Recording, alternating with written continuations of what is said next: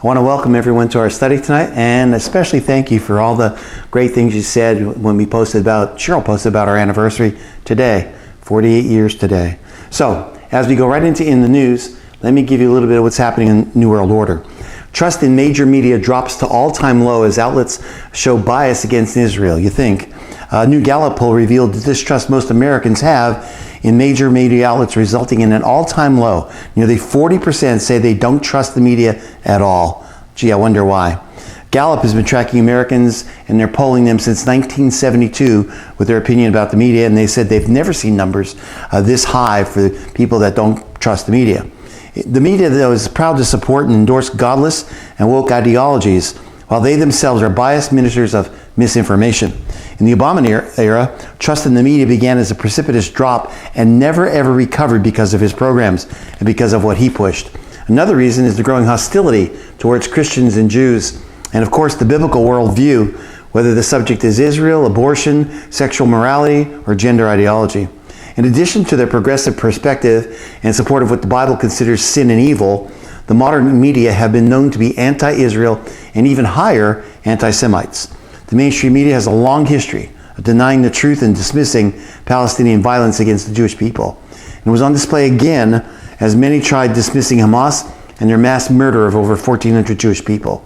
Some in the media blamed Israel and insisted they deserved or provoked the brutal attacks. I don't even understand how they can get away with that.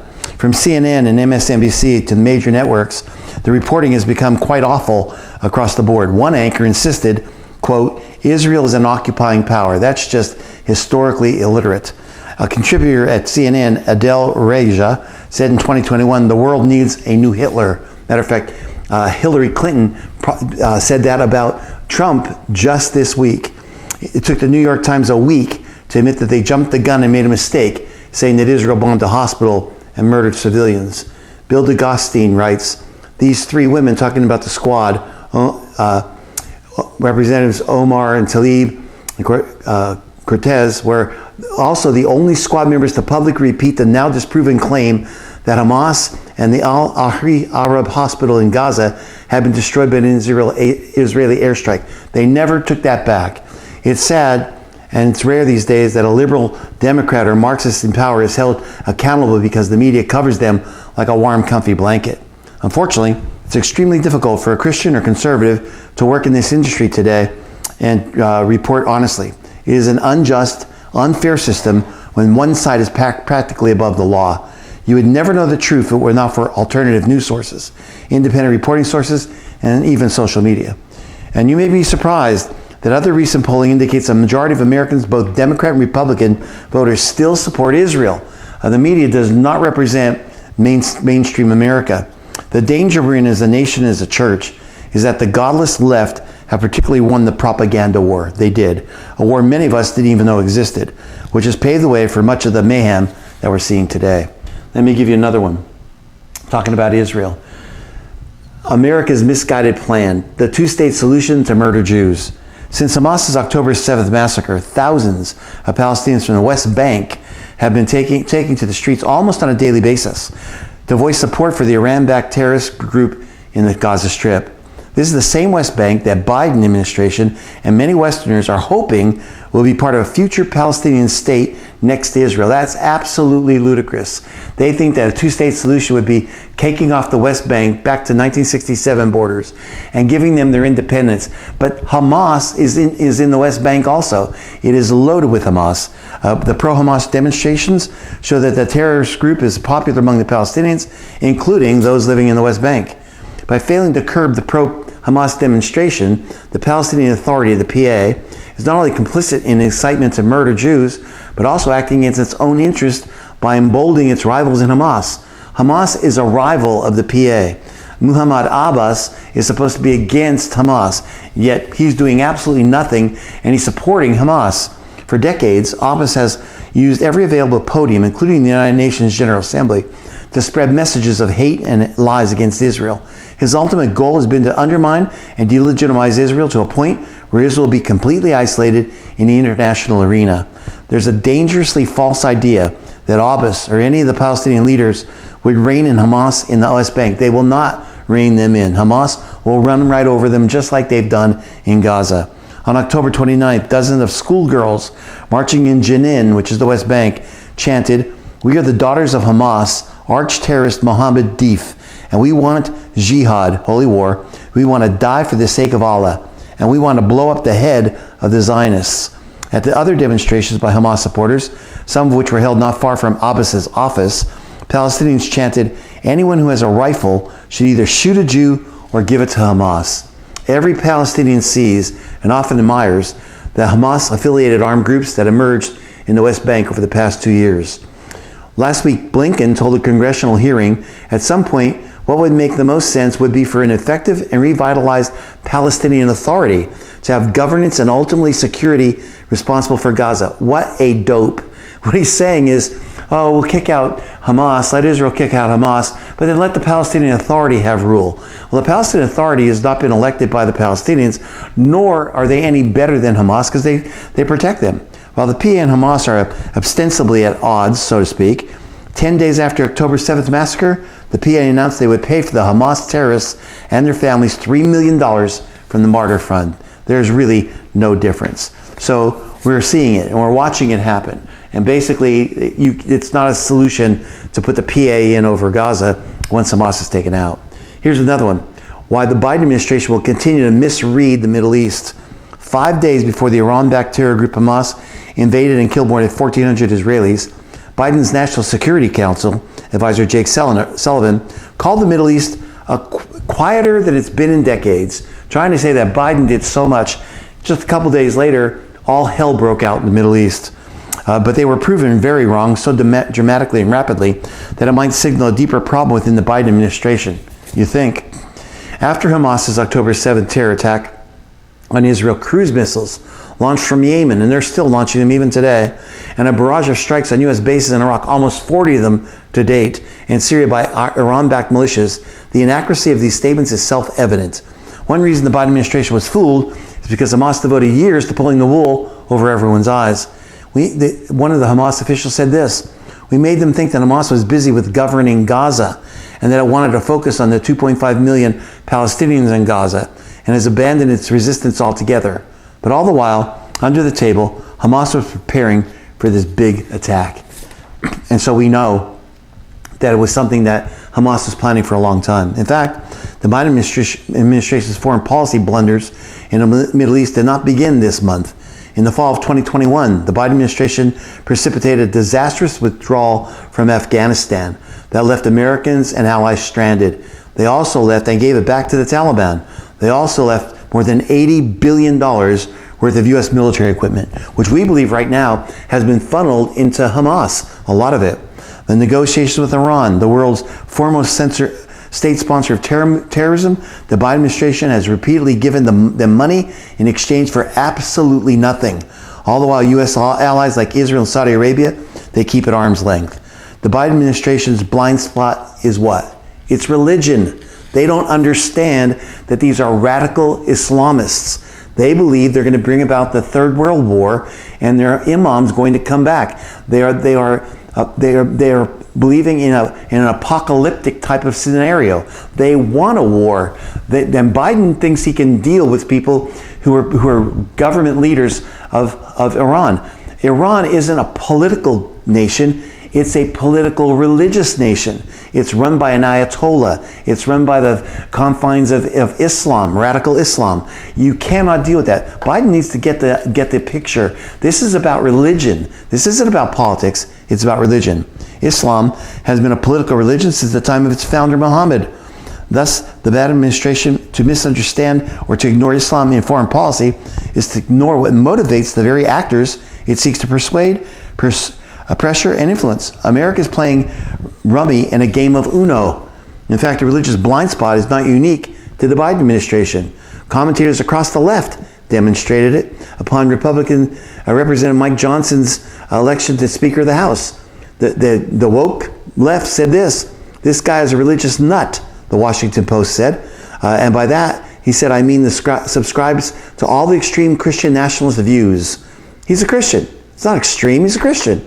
And by that, she meant that he believes standard biblical teachings. something she cannot conceive any sane person would do. MSNBC host and former White House Press Secretary Jen Psaki echoed the same sentiment. She said this: the Bible doesn't just inform his worldview, it is his worldview. Of course it is. It's our worldview. That's not rare. That's America. That's mainstream America. They just totally are clueless about such a large population in the United States that not only reads their Bibles, but actually believes the Bible and understands it to inform our lives, and that God wants us to live according to the teachings of Scripture. Let me go on a little bit more, talking about total illiteracy. Obama said this week, nobody's hands are clean in Israel, the Israel-Hamas war. Let me repeat it. He said, nobody's hands are clean in Israel-Hamas war. He ought to know he personally enacted plans to make Iran extremely rich. Here's what he said. You have to admit that nobody's hands are clean, that all of us are complicit to some degree. Really? I don't think so. I think it's your hands that have blood on it. He goes on to say this, that what Hamas did was horrific and there's no justification for it. And what is also true, now listen to it, is that the occupation and what's happening to Palestinians is unbearable. He is a historical imbecile. I'm going to say it. Gaza is not occupied by Israel. Israel pulled out of Gaza, gave it self-rule in 2006, 17 years ago. What did the Palestinians do? They voted Hamas to run their government, a terrorist group. When for him to say that Israel's occupying Gaza is like saying that we are occupying Mexico. We're not. And so what Israel did is put a border around it because they were so aggressive to Israel. And they were bombing consistently, not just in October 7th. Obama is fulminating misinformation. Listen, under Obama's administration, he gave Iran, are you ready for this? $150 billion, with a B, billion dollars. If there's any blood on anybody's hands, it's on Obama's hands. Let me go a little bit further. And this one's one you need to really look at. I saw this today in the news. Jordan asked for U.S. Patriot missile defense. Jordan is unique among Muslim Arab nations in the Middle East due to extremely close ties with the United States and peaceful working relationships with Israel. In fact, Jordan is one of the largest recipients of American military aid in the region. Jordan is also the custodian of the Temple Mount, located within the borders of Israel in Jerusalem, the 35-acre Temple Mount. And so Jordan has a peaceful understanding with Israel. They also have a peaceful understanding with the United States. However, this is the nation you need to watch. This is Edom, Moab, Ammon of the Old Testament. If you read Psalm 83, and I've been telling you about the Psalm 83 war, one of the nations that is not involved, that has to be involved for not only the Psalm 83 war, but the Gog-Magog war, which some people are saying is happening right now. It's not happening right now. Jordan has to be a part of that. And Jordan right now has not gone against Israel. Now, will Jordan remain an ally of the West and support the United States and Israel? Some passages of the Bible prophecy may suggest that. At the time of the end, the modern nation of Jordan in the region of, again, as I said, ancient Moab, will be a source of protection for Christians seeking to escape the coming great tribulation. Look, Isaiah 16:1-4 says it. Render a decision, make your shadow like night at high noon. Hide the fugitives, do not betray the refugees. Let the Moabite, Jordan, fugitives stay with you. Be their shelter from the destroyer. The oppressor will come to an end, and destruction will cease. The aggressor will vanish from the land. And again, Jordan is a key nation to watch, especially when we talk about the Psalm 83 war or the war of Gog and Magog. Let's go a little further. This is a pure prophecy I put this under. Global explosion of hate. Man, this is going to sum it all up for you tonight. Hatred around the world is a sign of the last days. Listen to it. What we are witnessing is truly frightening. I've never seen as much hate as I've seen over the past few weeks all over the world. Not just Hamas in Israel, but protesters in America. 25,000 that were at the White House the other day defacing the gates of the White House. Listen, it's almost as if a very large chunk of the global population has suddenly gone mad. But of course, all of this hate did not come out of a vacuum. It's been simmering for years and years. And now the war in the Middle East has brought it to the surface. Humans were created to love and to be loved. And so if you find yourself consumed with hatred, you're part of the problem. The Bible warns us repeatedly about what the condition of humanity will be like in the end times, in the last days. Matthew chapter 24, verse 8, all these are the beginning of sorrows. Verse 9, then shall they deliver you up to be afflicted, and shall kill you, and you shall be hated of all nations for my name's sake. Christians are in the bullseye of the enemy today, and most nations, including America. Verse 10, and then shall many be offended, and they shall betray one another, and shall hate one another. Ultimately, radical Muslims will never be satisfied until they have annihilated every single person that is not willing to submit to Islam. It's hatred at a global religious level. Even though their focus is on wiping out Jewish people living in the land of Israel right now, it will definitely not end there. The brother of someone who's a Hamas leader, he's in America. He went on TV just this week and said, this is just the start of it. Israel's just the start of it. He's an American. He said, America, you're next. Listen to it. Ghazi Hamad of the Hamas Political Bureau said on October 24th show in the LBC TV Lebanon that Hamas is prepared to repeat the October 7th Al-Aqsa flood operation time and again until Israel is annihilated. He added that Palestinians are willing to pay the price and they're proud to sacrifice martyrs. Hamad said that Palestinians are the victims of the occupation. Again, misinformation. There is no occupation. Stop listening to it. Don't believe it. Israel is not occupying Gaza. They have self-rule. Therefore, no one, he says, should blame them for the events of October 7th or anything else, adding everything we do is justified. It's all a lie. Again, Gaza is not occupied. Israel pulled out. While I'm at it, former President Obama needs to shut his mouth because he doesn't know what he's talking about. Since October 7th, we've seen an explosion of anti-Jewish acts that is truly unprecedented. In Los Angeles, a man screaming, "Kill the Jews," attempts to break into a family's home. In London, girls in a playground are told that they are stinking Jews and should stay off the slide. In China, posts likening Jews to parasites, vampires, and snakes proliferate on social media, attracting thousands of likes. A man was killed, I believe it was in California, in a Palestinian protest when he was hit over the head with a bullhorn, and he died. Major cities all over the Western world are now absolutely teeming with radical Muslims and radicalized Muslims. We've been warned for a long time that this would cause massive problems, and now Jewish communities everywhere are living in fear. And so in France, large numbers of homes and businesses that are owned by Jewish people are being marked with paint. It reminds me of Nazi Germany. France already documented 819 latent anti-Semitic attacks since the war between Hamas and Israel began on October 7th. Jewish homes on the outside of Paris, multiple blue stars of David have been painted on homes and stone fences. It's unconscionable to me that we're back to 1939, 1940, and 41. Swastikas have also been sprayed next to Jewish institutions. And students have been publicly harassed outside of Jewish schools. Let's talk about schools. Let me just get off the subject here for a minute and get kind of to our colleges. It was reported today that over $10 billion to our Ivy League colleges have been given by Muslim countries. $10 billion. And you wonder why people are protesting in colleges and they're going against, and there's anti-Semitism.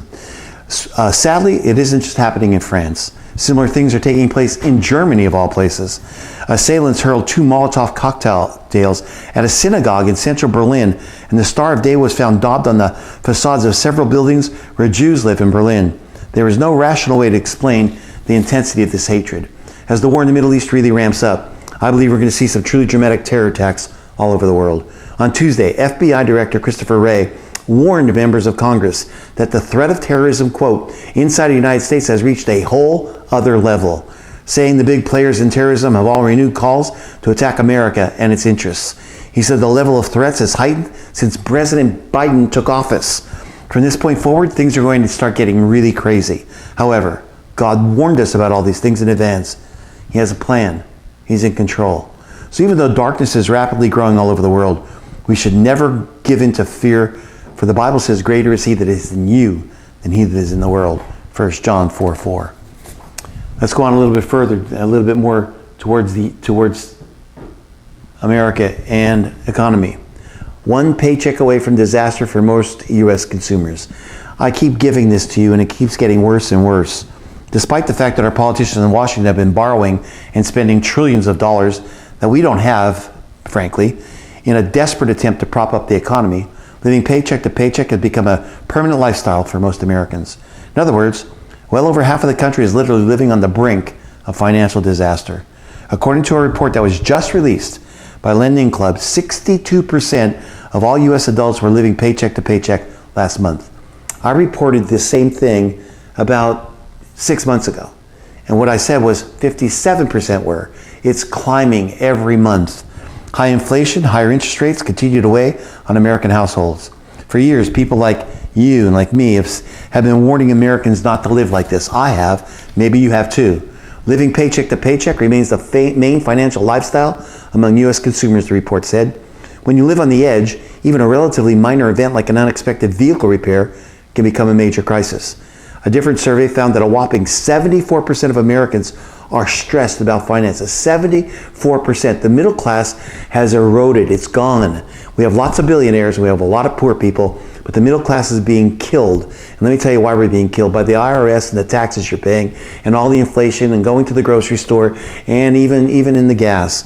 When millions of workers lost their jobs in 2008 and 2009, vast numbers of Americans that were living paycheck to paycheck lost their homes because they couldn't no longer pay their mortgages. Unfortunately, another wave of massive layoffs has just begun. In fact, this month, it appears that tech layoffs have started to surge once again.